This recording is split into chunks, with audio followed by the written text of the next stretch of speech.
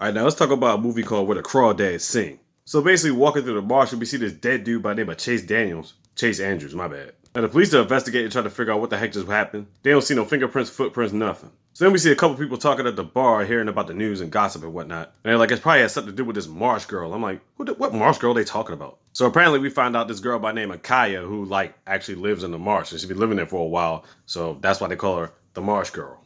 So why the heck does she have anything to do with it? Basically, the police somehow find her in the marsh. They end up locking her up, and now she's got to go to trial. One of the guys that was sitting at the bar happens to be this dude by the name of Tom. Now, Tom used to be in law enforcement. Now he's a lawyer, and he actually wants to be Kaya's lawyer in the case. But why is Tom going out his way to help the Marsh girl? All right, so now we're about to get some backstory. Now, this takes place in 1969, but we go all the way back to 1953. So apparently, Kaya back in the day had about 3 sisters, a brother, her mom, and her dad. Now, we found out her dad was very abusive. It got to a point where all of her sisters left, the mom left, and eventually her brother Jody ended up leaving too. Now Kaya's the only one that stayed in the marsh and was willing to deal with her dad. Now over the years she would go to the shop, sometimes she'd go by herself. And the only friends there was this lady named Miss Mabel and her husband Jumpin'. They were a black couple that had a store, close to the marsh and whatnot. They tried to talk her into going to school and, things of that nature. She went to school one time, got picked on and a whole bunch of stuff, and that's the last time she went to school. Every now and then she used to chill with this little boy by the name of Tate. He would chill in the marsh too, but he's usually by himself every time you see him. Now, her dad always instilled this thing about not trusting nobody and all this other stuff, but I'm thinking to myself like, well, you've been beating the fire out of your family to the point where they fucking left you. But he's been being straight to Kaya, whether, it's out the fact that he knows she's the only one that ain't left him yet, or the fact he's just, reflecting and regretting his self-abusive ways. Anyway, they get some mail and they end up getting a letter. It's supposed to be from her mom, and Kaya's so happy, like he wants to open it, whatever. But he takes it from her, reads the letter, and then he just burns it. And he tells Kaya she ain't never coming back. I'm like, damn, what was in the letter? So after a while, even the dad leaves. It's like, damn, so Kaya is literally just basically there by herself. But bottom line, she's still got the Mabel couple that's going to help her out. So basically the Mabels, Tate, and at this point, years later, Tom, her lawyer, were like the only people that never treated her like a damn outcast. So in regular times, they keep going back to the courtroom. And basically, if they can find her guilty, they can give her the death sentence. I'm like, so then we get another flashback. Now it's 1962, 10 years later. The entire time she's been living in the marsh. Now, throughout that time, she ends up seeing a grown Tate. So she's trying to make sure, he's trying to make sure she's good, so he's teaching about the marsh or whatever like that. Then we realize that she can't read. Yeah, she only went to school one day. So, it's like, yeah, she can't read. So Tate comes by giving her books all the time, and he's actually going to teach her how to read and stuff like that. So that's pretty much what he's been doing.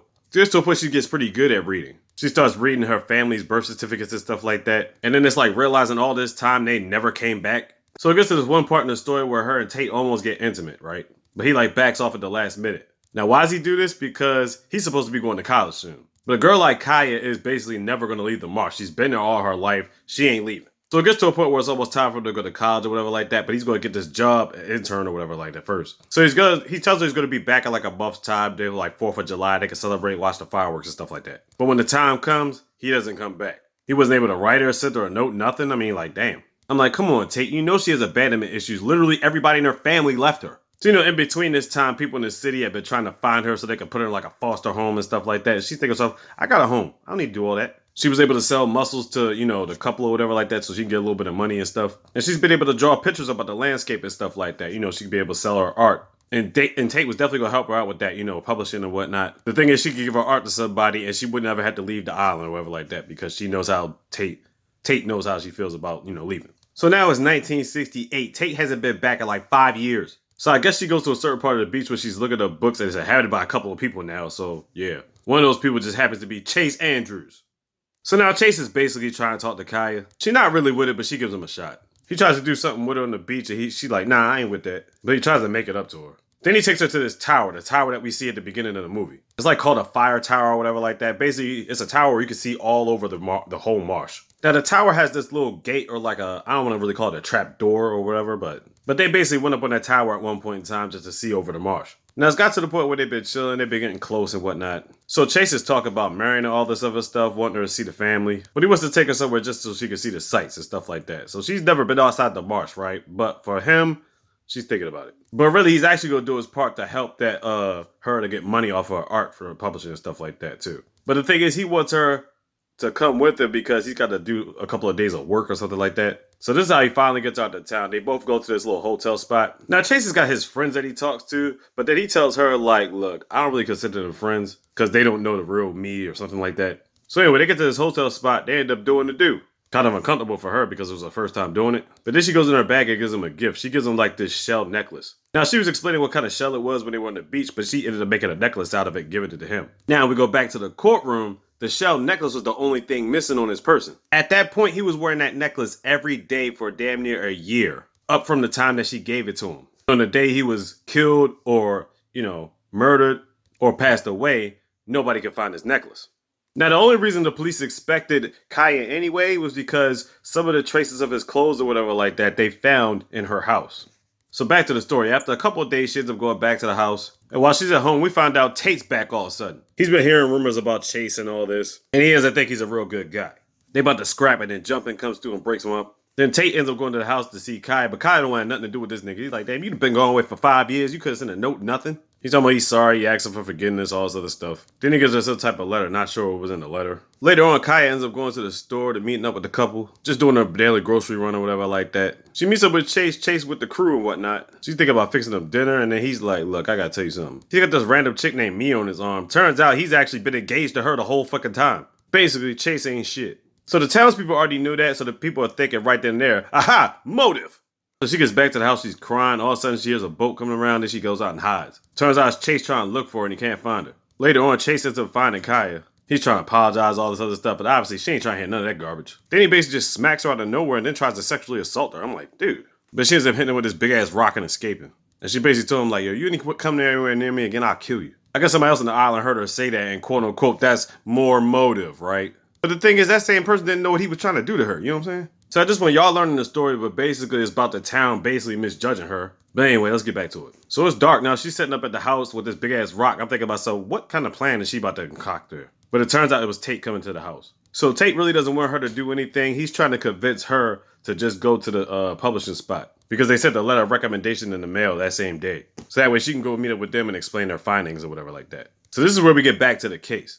Now you got one of the girls or witnesses saw her catch a bus to the spot at a certain time during the morning. It's supposed to be the spot in Greenwich. Now, when she gets to Greenwich, she's there literally for about 4 or 5 hours, and she basically stays there doing a presentation and stuff like that, and she has a hotel. Now, the defendant is trying to convince people the closest hotel that she was at is actually the closest hotel to the bus stop. Now, why am I saying all this? Because they're talking about the same day as Chase Andrews dying.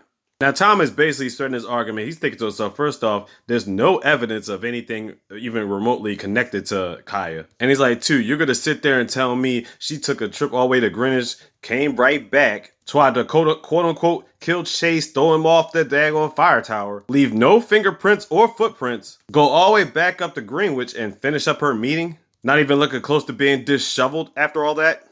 So after that, the townspeople feeling like they can't prove shit. But like I said, it's not even more so about the town's hatred towards her. It's more so about they've always treated her like an outcast, especially for like the past 25 years. And then right before they reach their verdict, you see Tate and the couple all walk in the courtroom. We're like, oh shit, they are still alive. Before I get to the verdict, I gotta get to one more thing. There was a scene when a police officer was coming to a door. Come to find out, it's her brother Jody. We're like, oh shit. So we find out that he could never find any of the sisters. Doesn't know where the father went, but we do find out that the mom passed away. Now, years ago, when she sent the letter to the house, it turns out the letter was asking about her trying to get back with her kids. Because it turns out she found out she had leukemia and she ended up dying from it. So I was like, wow. And Jody was the one that escorted Tate and the couple in the courtroom. All right, so now for the verdict.